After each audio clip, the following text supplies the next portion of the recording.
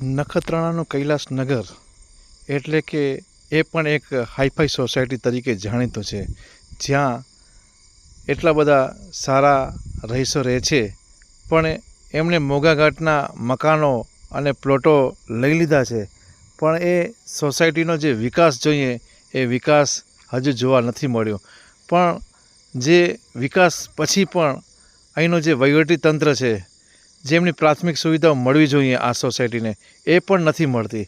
અને આ વરસાદ નખત્રાણામાં હાલમાં પડ્યો છે ત્યારે એ પછીના જે ખાડા જોવા મળી રહ્યા છે એ જોતાં એવું લાગી રહ્યું છે કે આ કૈલાસનગર એક નાનકડા એવા ગામમાં રહે છે અને જ્યાં કોઈ સુવિધા ન હોય.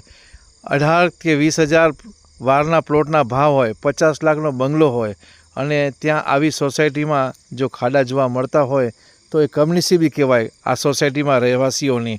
ત્યારે આની પરિસ્થિતિ એટલી બધી હાલની પરિસ્થિતિમાં ગંભીર છે કે જ્યાં તમામ અહીં જે મોટી બે સ્કૂલો અહીં આવેલી છે, ડિવાઇન સ્કૂલ અને ઉમા સ્કૂલ, બંને સ્કૂલમાં અહીં લગભગ 2000થી 2500 વિદ્યાર્થીઓ અહીં ભણવા માટે દરરોજ આવે છે અને આ માર્ગમાંથી પસાર થાય છે.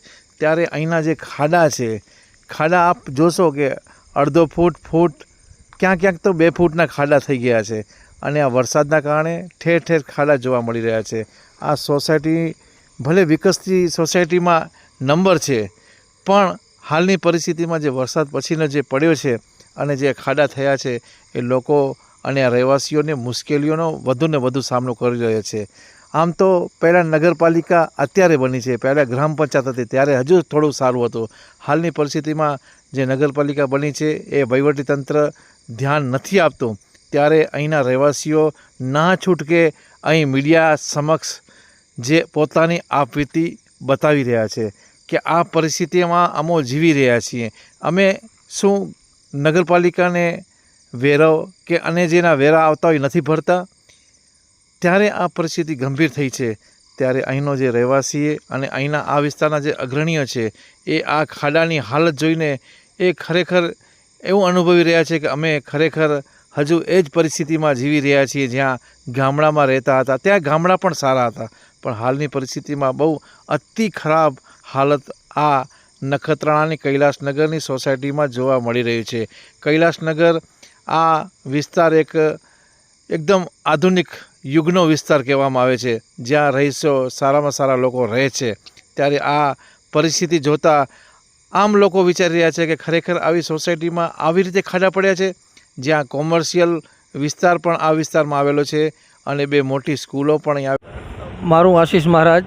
આજના આ સર્વ બધા કૈલાસનગરના રહેવાસીઓ અને અહીં આજુબાજુ કોમર્શિયલ વેપાર ધંધાના જે કંઈ ભાઈઓ છે બધા એકત્રિત થયા છે. જ્યારે આ મોટામાં મોટી કૈલાસનગરની એક માથાના દુખાવા સ્વરૂપ કહીએ તો એ આ પાણી અહીંયા ભરાવાની સમસ્યા છે. અને એ જો સમસ્યા આટલી બધી મોટી રજૂઆતો કર્યા છતાં, આટલો વિસ્તાર મોટો હોવા છતાં પણ આજ દી સુધી કોઈ તંત્રએ કોઈ પગલાં લીધા નથી. અને આ જો પગલાં નહીં લેવામાં આવે હવે તો હવે ઉગ્રથી ઉગ્ર આંદોલન કરવામાં આવશે. આટલી મોટી સંખ્યામાં જો નગરપાલિકા તંત્ર આટલું મોટું તંત્ર કાર્યરત હોય અને છતાં આ કૈલાસનગર વિસ્તારને કોઈ ધ્યાનમાં ન લેતા હોય તો અમારી એક માંગણી અને રજૂઆત છે અને વિનંતી છે કે તાત્કાલિક ધોરણે આ જે સમસ્યા છે પાણી ભરાવાની, એ પાણી ભરાવાની સમસ્યા તાત્કાલિક ધોરણે નિવારણ થાય. અને જો નહીં થાય તો અમે ઉગ્રથી ઉગ્ર આંદોલન કરવાની ચીમકી પણ આપી શકીએ છીએ. આગળ અમારે ખૂબ રજૂઆતો કરેલી છે અને લેખિતમાં પણ રજૂઆતો કરી છે, પણ છતાં હજી સુધી તંત્રએ કોઈ જવાબ આપ્યો નથી અને તંત્રની કોઈ કામગીરી અમારી સમક્ષ દેખાતી નથી. તો આ તાત્કાલિક ધોરણે કરવામાં આવે એવી અમારી માંગ છે. પ્રવીણભાઈ પટેલ છે અને ખાસ તો આ રસ્તા વિશે મારે વાત કરવાની છે. આ વિસ્તારમાં 2 મોટી સ્કૂલો આવેલી છે. એની અંદર આશરે 1000થી 1500 વિદ્યાર્થીઓ અભ્યાસ કરી રહ્યા છે. દરરોજ તેને મૂકવા અને લેવા માટે વાલીશ્રીઓ આવતા હોય છે. ઘણી બધી બહેનો એક્ટિવા, સ્કૂટી એવા વાહન મારફતે પણ આવતી હોય છે. તો દર ચોમાસે અમારી આ સમસ્યા હોય છે કે જ્યારે પણ બહેનો અહીંયા બાળકોને લેવા આવે ત્યારે 1 ફૂટ ઊંડું પાણી હોય તો એ પાણીની અંદર વાહન ઊભું રહી જાય છે અને પડી જાય છે. તો વારંવાર ઈજાઓ પણ થતી હોય છે.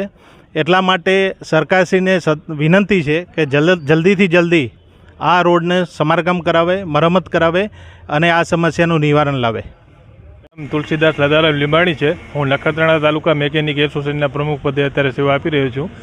આ જે આપ અત્યારે જોઈ રહ્યા છો જે કૈલાસનગરનો જે મુખ્ય રોડ છે એમાં આ વિસ્તારમાં ઘણી બધી ગેરેજો પણ આવેલી છે અને સ્કૂલ પણ આવેલી છે અને વારે ઘડી આ રસ્તા ઉપર પાણી ભરાઈ જવા હોવાથી વાહન ચાલકો પણ અહીં ફોર વ્હીલવાળા જે વાહન ચાલકો આવે છે એની ગાડીઓ પણ અહીં ફસાઈ જાય છે અને બહુ તકલીફ થાય છે.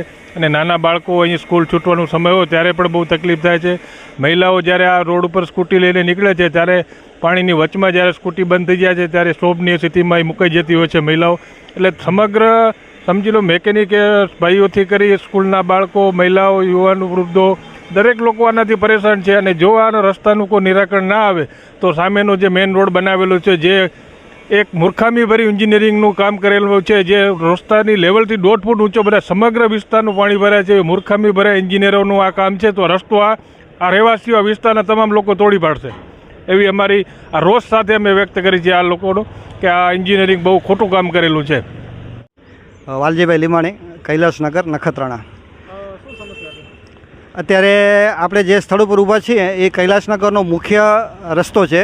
કૈલાસનગરની અંદર લગભગ 1500થી 2000ની વસ્તી છે અને એ વિસ્તારમાં 2 સ્કૂલો પણ આવેલી છે.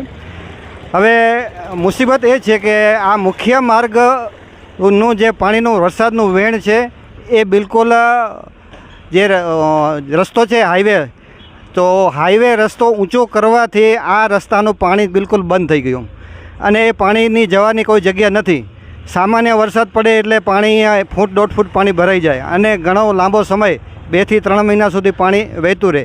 અને બીજી વાત કરું તો ગટરની પણ કોઈ વ્યવસ્થા નથી. ગટરનું પાણી પણ વારે ઘડે અહીંયા ભરાઈ રહે છે, જેનાથી ગંદકી બહુ વધે છે અને મચ્છરનો પણ ઉપદ્રવ વધે છે અને રોગચાળો ફેલાવાનો પૂરો ભય રહે છે. એટલે સરકારને એના માટે તંત્રને અત્યારે નગરપાલિકાની પણ એક રચના થઈ છે પણ કાર્યરત થઈ નથી. હવે કાર્યરત થઈ હશે તો અહીંયા કોઈ અમે કામગીરી દેખાતી નથી. એને પણ અમે લાંબો સમયથી રજૂઆત કરીએ છીએ. હમણાં લેખિત રજૂઆત પણ કરી અને આ રસ્તા માટે એક વચ્ચે કામગીરી પણ થઈ હતી. એ કામગીરી ક્યાં ગઈ, શું થયું, કાંઈ આ દેખાતું નથી. અત્યારે તમે જોઈ રહ્યા છો એ પ્રમાણે ગટર જેવો જ માહોલ દેખાય છે. એટલે આ વિસ્તારના લોકોની જે મુસીબત છે એ આપ સમક્ષ આપ મીડિયાથી અમે સરકાર આગળ રજૂઆત કરવા માગીએ છીએ કે તાત્કાલિક કામ થાય, નહીંતર આ વિસ્તારના લોકો ઉગ્ર આંદોલનમાં જોડાશે અને જલ્દીમાં જલ્દી નિરાકરણ થવું જોઈએ. આજે જ આ સમસ્યાનું નિરાકરણ થઈ જવું જોઈએ એવી સમસ્યા છે.